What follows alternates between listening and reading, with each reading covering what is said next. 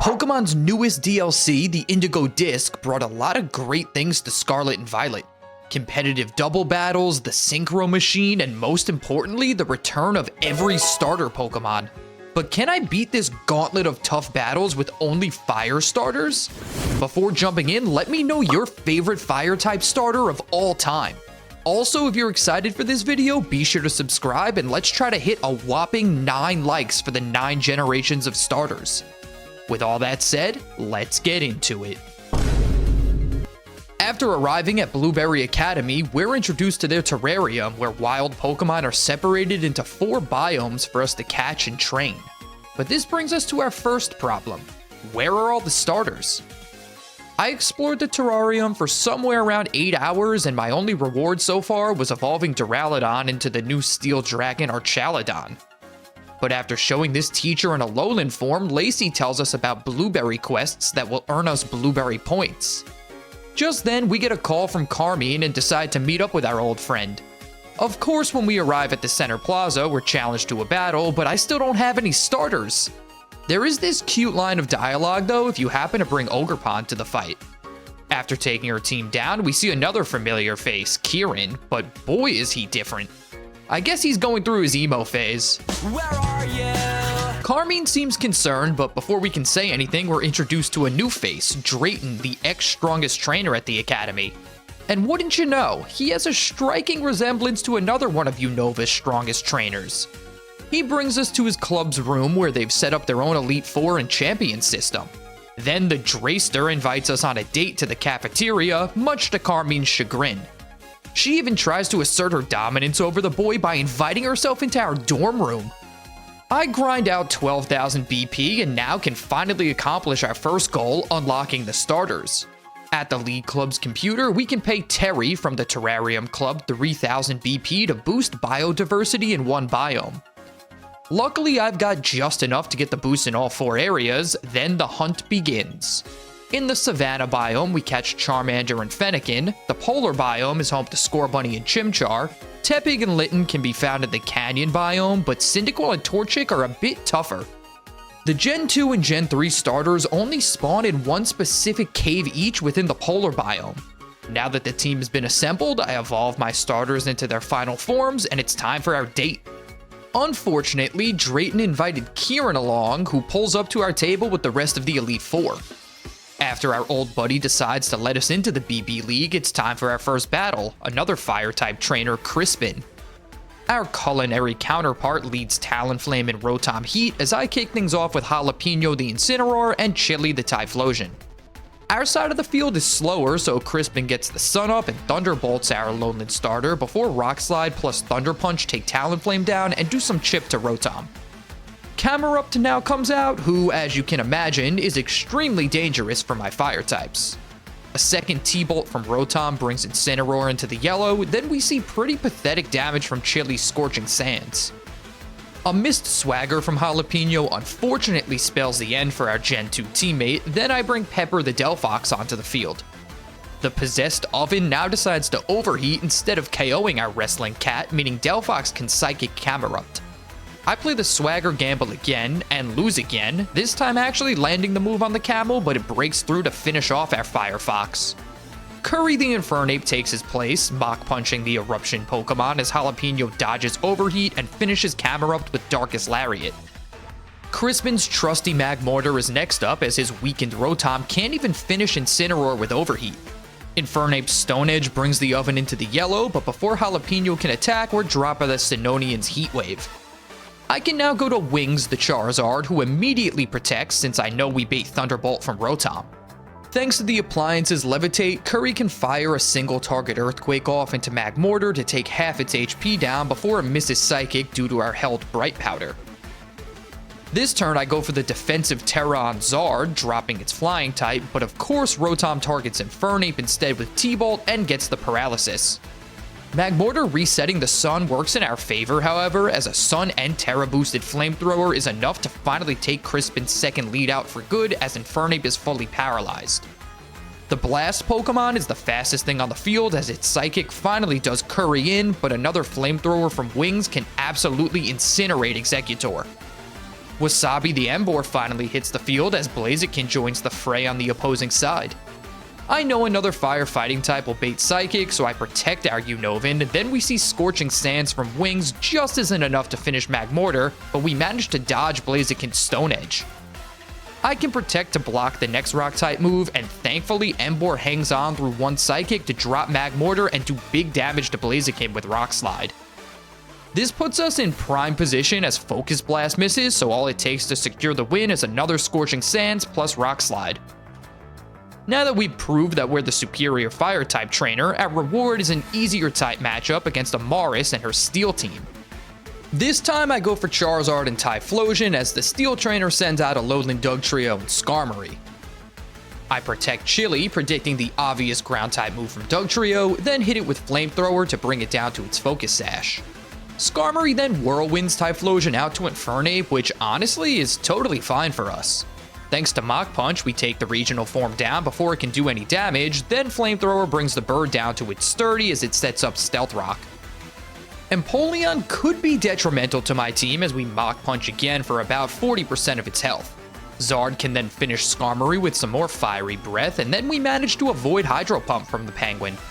Next turn, Scorching Sands plus Earthquake are able to drop the Water Steel type and do a bit of damage to the gelatinous baby as it retaliates with Trick Room.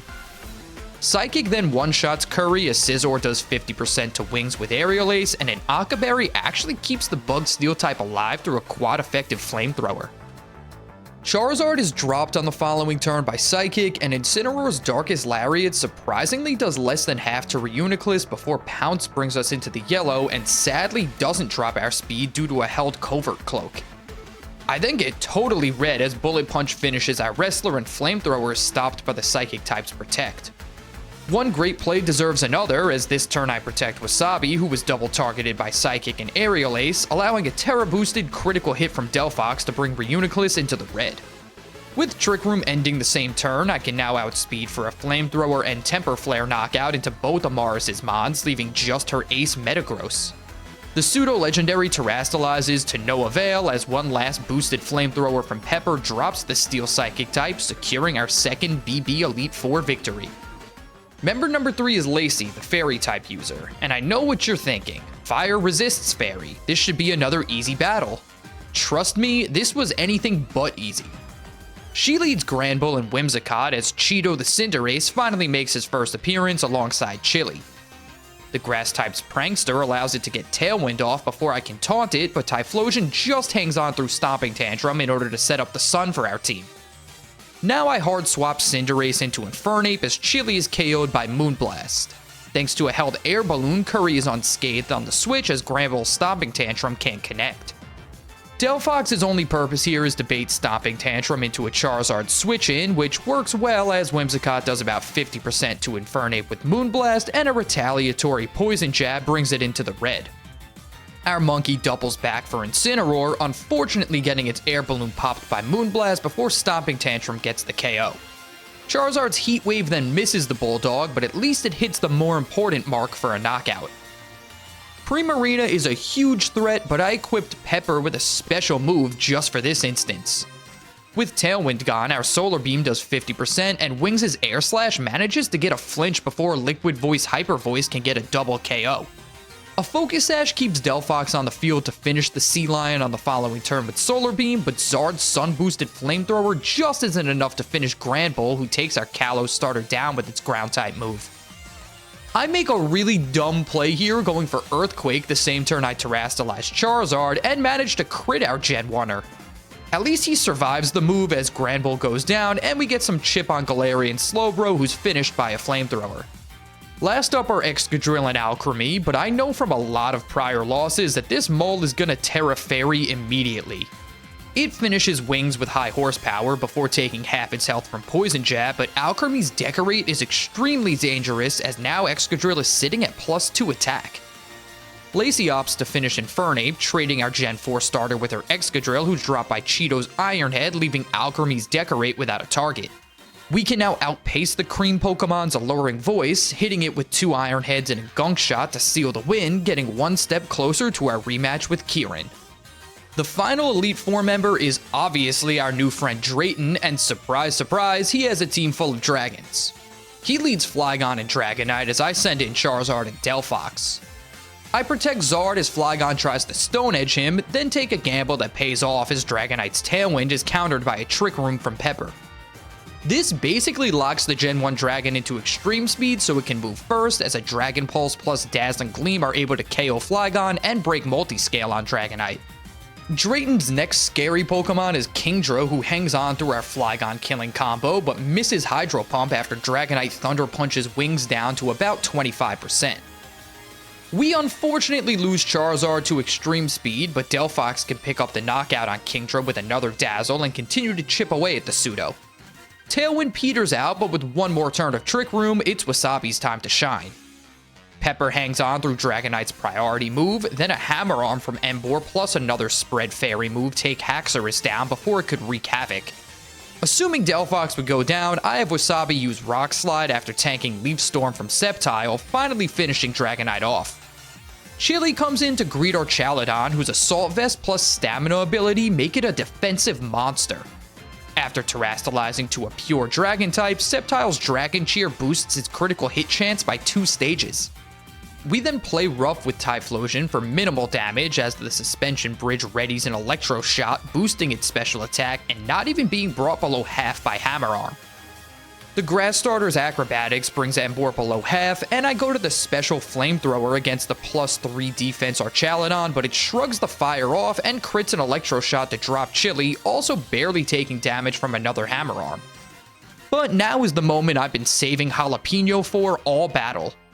Acrobatics plus Dragon Pulse double target Wasabi for the kill, but Drayton should have been more wary of Incineroar's Darkest Lariat, a move that ignores the target's stat buffs when striking. Even without the defense boosts, Archaludon survives the attack, but just barely. Since Infernape outspeeds, we can eat a Flying type move from Sceptile, then Drain Punch for enough damage to finish the ace, connecting Darkest Lariat into the Lizard in case it was needed to finish Archaludon. A last-ditch X-Scissor is thrown into Jalapeno before Curry fires off one final Drain Punch for the kill, earning us the right to challenge the BB League champion. On a quick trip back to Paldea to gather materials for TM crafting, I actually ran into a shiny Makuhita. Obviously I can't use this little guy in this video, but I still caught him and put him safely in the PC. Back in Unova, we find out that Drayton's whole purpose for getting us into the BB League was that he wants us to beat Kieran and bring back the shy, quiet kid who loved Pokemon battles.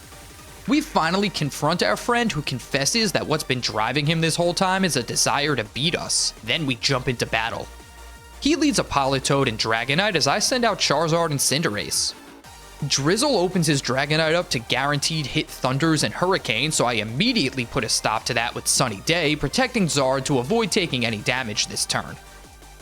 Now I Super Fang Dragonite as a great way of breaking Multiscale, but Wings' Dragon Pulse just isn't enough for the knockout as we dodge Thunder and Politoed hits Cheeto with Psychic for around a third of his health. This turn it's a Super Fang into the Water type as we finish the Pseudo off with another D-Pulse and Charizard takes some damage from Ice Beam. Porygon Z's Hyper Beam is met by Protect, and Cinderace's Pyro Ball brings the normal type all the way down to the red before Psychic leaves him at 69 HP.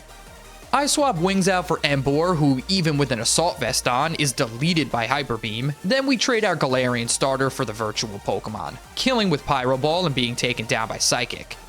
Kiki brings Grimmsnarl out as I go to Curry and Wings makes his return to the field.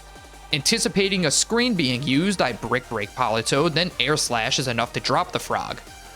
Incineroar's Fake Out pops Infernape's Air Balloon and flinches us, so Grimmsnarl can reset Reflect before Zard Air Slashes the Alolan for some chip. Now Wings gets Sucker Punched and Curry breaks the screen, but procs Instant Citrus Berry, allowing it to survive a second Air Slash and Flare Blitz Infernape, doing enough to KO it thanks to the sun.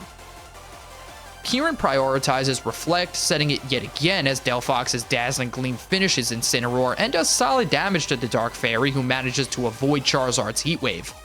The new Diplin evolution, Hydrapple, now makes an appearance, terastallizing into a fighting type as Grimmsnarl almost one-shots Pepper with Sucker Punch. Even two stab super effective moves in Psychic and Air Slash aren't enough to take the Apple Hydra down, but we do manage to get the flinch. Rinse and repeat last turn, except now Delphox goes down and Zard finishes Hydrapple. Left in a 2v1, I Air Slash and Temper Flare, but even with the Terra boost, we can't kill through Reflect. Luckily, Grimmsnarl flinched this turn as it knocks Wings out with a Sucker Punch before finally being done in by one last Temper Flare from Jalapeno, crowning us the BB League champion and absolutely crushing the few remaining pieces of Kieran's soul. Oh, that's gotta hurt. Bing, bang, bang, bing! As the battle ends, we're called to Classroom 1-4 to speak to Miss Briar. You know, the lady from the last DLC. She says that she called the four of us here to accompany her on an expedition to Area 0 to find Terapagos, a legendary Pokemon she believes to be slumbering there. Drayton surprisingly declines the invitation, so we set off for Paldea with Carmine, Kieran, and Briar. But on our way out, Gita hands us an Indigo Disk, an item whose use is unknown that she claims a researcher sent to an investor some time ago. Cut to the Area 0 research lab where the entrance panel tells us to insert the disc for greater access privileges. We pop that bad boy in, giving us access to the Area 0 underdepths. Here, Briar finds some notes written by Professor Turo that discuss a new type of terrestrialization, Stellar, which holds the power of every known type. We also learn that Terapagos is the hidden treasure of Area 0 and that it's slumbering in crystal form. In the deepest part of the underdepths, we find Kieran trying to pull Terapagos off a massive crystal structure, claiming that if he can get the legendary, he can finally beat us. Briar seems totally oblivious to Kieran's insanity and urges him to continue to pry the legendary out of its shelter. Once he gets it loose, the crystal transforms into the little turtle that is Terapagos. It starts to crawl toward us, but Kieran, remembering what happened with Ogerpon and Kitakami, quickly throws a Master Ball at it, making it his own. And naturally, this means it's time for another battle. Terapagos changes forms in battle as I send out Cinderace. Its ability Terra Shell makes any move not very effective when at full health, so I quickly U-turn to pop it and bring Charizard in on a useless Earth Power. After two Air Slashes, the first of which flinched the legendary, we're hit by Water Pulse for 50% of our health and we get confused. This thing really had to have a moveset just to counter fire types?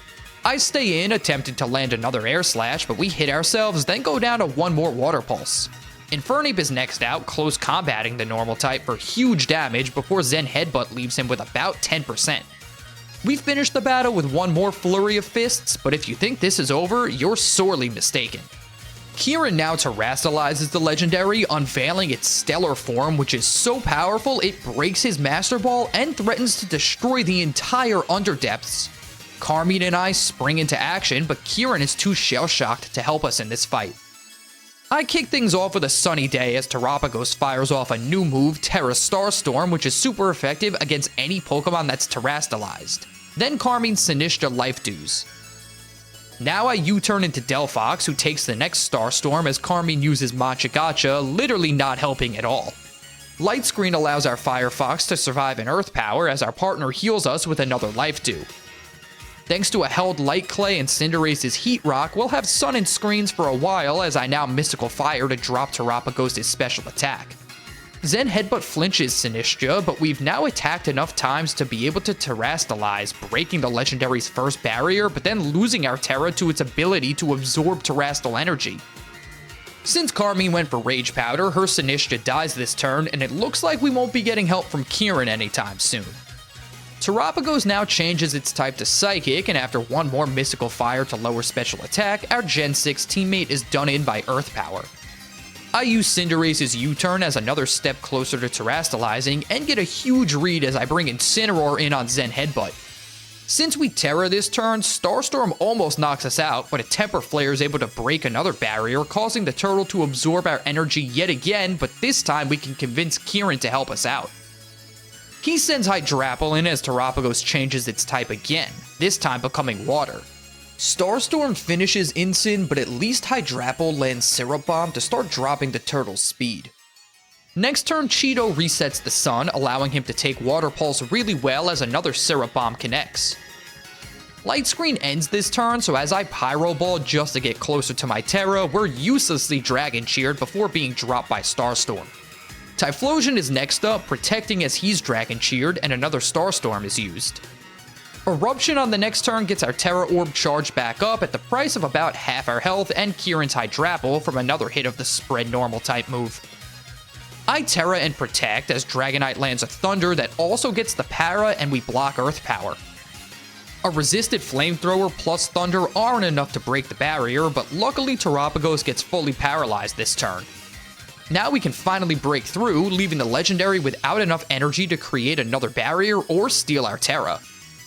Thanks to my boosts from Sun and the Chandelier on my head, Flamethrower is still my strongest move, doing half the turtle's remaining health. Dragonite squanders its chance to finish things, missing Thunder as Starstorm takes Chili down, leaving me with only a bleeding out Infernape. I click Protect and Pray, relieved as Kieran connects Thunder, but it just doesn't do enough to kill. Regardless, an Extreme Speed on the following turn gets the job done, neutralizing Terapagos and saving the day, not to mention our lives. Briar, for the first time, realizes that she endangered a bunch of children, and Kieran finally feels at peace with being inferior to me. And with that, we've successfully beaten the Indigo Disk with only fire starters. Honestly, I was pretty impressed with the degree of difficulty of the battles in this DLC. I highly suggest not over-leveling for the Elite Four fights and trying your best to come up with a team composition to help you beat each trainer. It was really fun having to strategize around only using fire types. If you enjoyed this video, be sure to leave a like and hit that subscribe button if you want to see more like it. Maybe I'll try my hand at grass or water starters next. Thanks so much for watching, and I'll see you next time.